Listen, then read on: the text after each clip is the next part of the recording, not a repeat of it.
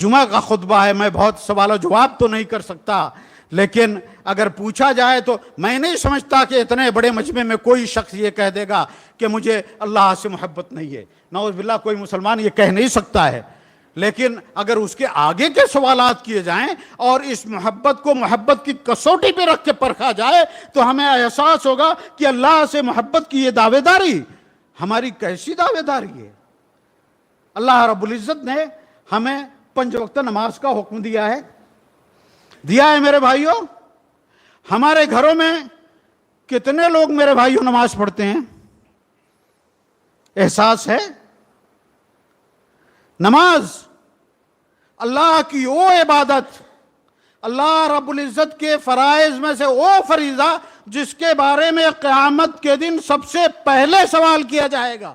पहला सवाल क़यामत के दिन रोज़े महशर की जांगोदाज बुअद अव्वली पुरशिश नमाज बुअद, सबसे पहला सवाल नमाज के बारे में किया जाएगा। और रोज़े महशर मेरे भाइयों मालूम है क़यामत के दिन नफ्सा नफ्सी का आलम होगा मेरे भाइयों, नफ्सा नफ्सी का आलम। और नफ्सा नफ्सी किसे कहते हैं? हर शख्स सिर्फ अपने बारे में सोचेगा, हर शख्स सिर्फ अपने बारे में सोचेगा मेरे भाइयों। यौम यफिर्रुल मरउ मिन अखीहि व उम्मिहि व अबीहि व साहिबतिहि व बनीहि लिकुल्लि इम्रिइन मिनहुम यौमइज़िन शानुन युगनी। उस दिन, जिस दिन भाई भाई का नहीं होगा, बेटा बाप का नहीं होगा, बीवी अपने शौहर की नहीं होगी, माँ बेटे की नहीं होगी, कोई किसी का पुरसाने हाल नहीं होगा। उस आलम में अगर सवाल किया जाएगा मेरे भाइयों, पहला सवाल तो नमाज का होगा। आज हम जिन हज़रात को अल्लाह तौफीक देते हैं और वो मस्जिद में चले आते हैं, ये अल्लाह का इंतखाब है, अल्लाह ने तौफीक दी। लेकिन मेरे भाइयों जरा सोचिए तो सही, जरा सोचिए तो सही, क्या ऐसा नहीं होता है कि हम अपने घर से उठ के मस्जिद की तरफ चले आते हैं? मैं उन हजरात की बात करता हूं जिन्हें अल्लाह ताला ने नमाज की तौफीक दी है, वो घर से उठकर मस्जिद में चले आते हैं, लेकिन अपने घर में ऐसे बहुत सारे लोगों को छोड़कर आते हैं जो नमाज नहीं पढ़ते मेरे भाइयों। क्या ये हमारे मुआशरे की सूरत हाल नहीं है कि नहीं?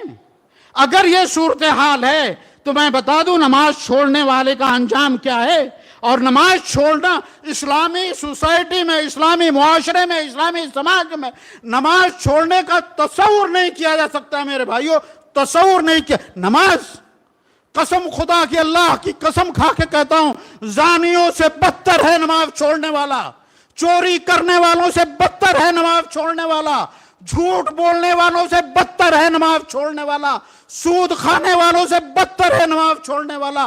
क्या हम ऐसे जनाकारों को, ऐसे झूठ बोलने वालों को, ऐसे सूदखारों को अपने घरों में बर्दाश्त करेंगे?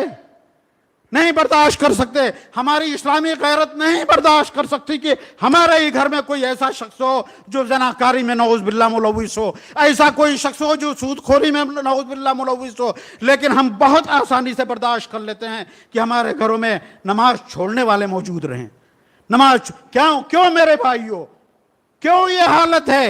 सिवाय इसके कि वो दीन हनीफ जो अल्लाह के रसूल सल्लल्लाहु अलैहि वसल्लम के जरिए हम तक पहुंचा था, उस दीन को हमने समझा ही नहीं, उस दीन को हमने जाना ही नहीं, उस दीन को हमने पहचाना ही नहीं। दीन तो हमने वरासत में ले लिया है, दीन तो हमने समझ कर दीन पर हमारा ईमान। और ईमान की जब बात आई तो मैं कहूँ कि ईमान का भी अगर हम जायज़ा लें मेरे भाइयों, आम मुसलमान, ये कौम, दुनिया का हर 5वां शख्स मुसलमान है। आज अगर एहसाइया किया जाए, अगर मर्दमशुमारी की जाए और दीन के लिहाज से मर्दमशुमारी की जाए तो दुनिया का हर 5वां शख्स मुसलमान है।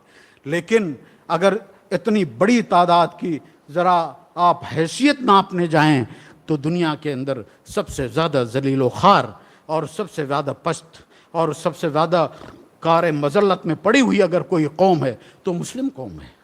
ऐसा क्यों है मेरे भाइयों? कुरान मजीद तो मुसलमानों को मुखातब करके कहता है कि अंतुम लालौन इन कुंतुम मोमिनीन, कि मुसलमानों दुनिया में तुम्हें सबसे सरबुलंद रहोगे अगर तुम मुसलमान हो। مسلمان ہونے کی دعوے داری تو ہے نا ہماری. ہم کہہ تو رہے ہیں کہ ہم مسلمان ہیں، لیکن کیا دنیا کے اندر سب سے سربلند ہم ہیں میرے بھائیوں؟ یہ سربلندی ہے تو خاکم بدہن، خاکم بدہن، خاکم بدہن، میرا یہ منہ خاک آلود ہو.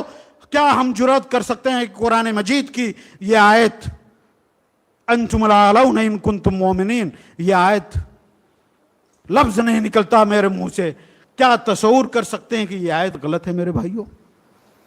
اگر ہم اپنے آپ کو مسلمان کہتے ہیں اور دنیا میں سربلند نہیں ہیں تو ہمیں ایک لمحے کے لیے رک کے سوچنا پڑے گا کہ قرآن تو سب سے سربلندی کی بات کرتا ہے، ہم اپنے ایمان کی دعوے داری کرتے ہیں، تو اس دعوے داری کے بعد دو ہی چیز رہ جاتی ہے میرے بھائیوں، یا تو ہمارے ایمان کے اندر کمی ہے، یا پھر خاکم بدہن، خاکم بدہن، خاکم بدہن. قرآن مجید کی اس آیت پر ہم تھوڑی دیر کے لیے غور کریں کہ کہیں اللہ نہ کرے. تصور کر سکتے ہیں میرے بھائیوں؟ تو نتیجہ یہ نکلا کہ قرآن کا حرف حرف سچا، ہمارے ایمان کی دعوے داری کہیں غلط ہے. ہم وہ جس ایمان کی دعوے داری کر رہے ہیں ہمیں اس کا جائزہ لینا چاہیے، اور اس کی سب سے بڑی مثال میں آپ کو دے رہا ہوں. جائزہ لینا ہو تو اس کنارے پہ بیٹھے ہوئے یہ بزرگ شخص اور اس کونے میں بیٹھا ہوا شخص اور یہاں سے لے کر وہاں تک ہر شخص اپنے بارے میں جائزہ لے لے، اپنے گھر کے بارے میں جائزہ لے لے، اپنے پڑوس کے بارے میں جائزہ لے لے، اپنے رشتہ داروں کے بارے میں جائزہ لے لے کہ کیا ایسا ہوتا نہیں ہے؟ کیا ایسا ہوتا نہیں ہے کہ جب مؤذن حی علی الصلاۃ اور حی علی الفلاح کا نعرہ دیتا ہے تو ہمارے گھر ہی میں ایسے حضرات ہوتے ہیں جو اس آواز پر لبیک نہیں کہتے ہیں؟ کیا ایسا نہیں ہوتا ہے میرے بھائیوں؟ ایمان کی دعوے داری کس کی ہے؟ ہم نے دعوے داری تو اللہ پر ایمان کی ہے نا. اقبال نے کہا کہ بنایا ہے زباں سے گر کیا توحید کا دعویٰ تو کیا حاصل؟ زباں سے گر کیا توحید کا دعویٰ تو کیا حاصل؟ بنایا ہے بت پندار کو اپنا خدا تو نے. سوچئے کیا ہم نے کسی اور کو اپنا خدا نہیں بنا رکھا ہے؟ عین فجر کے وقت جب سپید سحر نمودار ہوتا ہے اور ایک اللہ کا بندہ منادی دیتا ہے اور کھڑا ہو کے کہتا ہے الصلاۃ خیر من النوم، حی علی الصلاۃ حی علی الفلاح کا جب دل نشین نعرہ لگاتا ہے تو عین اسی وقت ہمارے گھروں میں جب ہم خواب کے مزے لیتے رہتے ہیں ایک اور لعین و مردود شخص جسے اللہ رب العزت نے پہلے دن سے ہمارا دشمن قرار دیا ہے آ کے ہمیں تھپکتا ہے سو جاؤ ابھی وقت ہے. ہمارے گھروں میں ہمارے رشتہ داروں میں ہمارے بچوں میں ہماری بچیوں میں ہمارے گھر والیوں میں کیا ایسا نہیں پایا جاتا ہے میرے بھائیوں کہ ایک بہت بڑی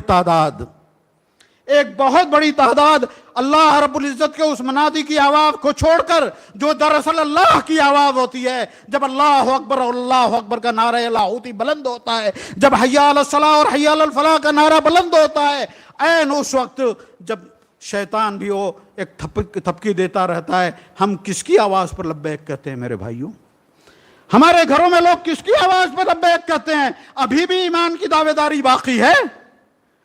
ابھی بھی ایمان کی دعوے داری باقی ہے میرے بھائیوں؟ خطبہ مسنونہ کے بعد میں نے ایک آیت کریمہ کا سورہ رعد کی آیت کا ایک چھوٹا سا ٹکڑا میں نے آپ کے سامنے تلاوت کیا تھا کہ ان اللہ لا یغیر ما بقوم حتی یغیروا ما بانفسہم، کہ اللہ رب العزت کسی قوم کی حالت کو اس وقت تک نہیں بدلتے جب تک کہ وہ خود اپنی حالت کو بدلنے کے لیے تیار نہ ہو. محترم حاضرین کرام،